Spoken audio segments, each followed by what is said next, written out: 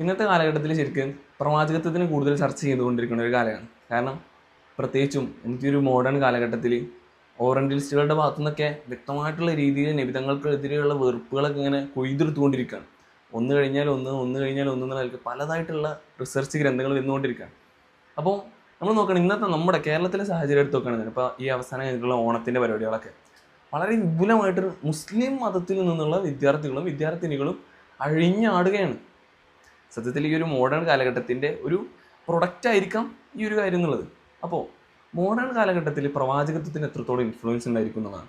കാരണം നബി സല്ലല്ലാഹു അലൈഹി വസല്ലം മതങ്ങൾ സത്യം പറഞ്ഞാൽ നമ്മളൊരു 6-ാം നൂറ്റാണ്ടിലെ മതമായിട്ട് കാണപ്പെടുന്ന ഒരു സമുദായമാണ് ഇസ്ലാം എന്നുണ്ടെങ്കിൽ കൂടി ഇതിൻ്റെയൊക്കെ പിന്നിലും പ്രവാചകത്വത്തിൻ്റെ ആ ഒരു അസല് അത് ഇന്നും ഒരു ബേസായിട്ട് മുസ്ലിം സമുദായത്തിനിടയിൽ നിലനിൽക്കുന്നുണ്ടോ എന്നുള്ളതും, അതുപോലെ തന്നെ ഒരു മുസ്ലിം എന്ന് പറഞ്ഞ് പ്രൗഢ നടിച്ചുകൊണ്ടിരിക്കുന്ന ഒരു സമുദായത്തിന് അതിനുള്ള വാല്യൂ ഉണ്ടോ എന്നുള്ളതും ഒരു ചോദ്യം തന്നെയാണ്.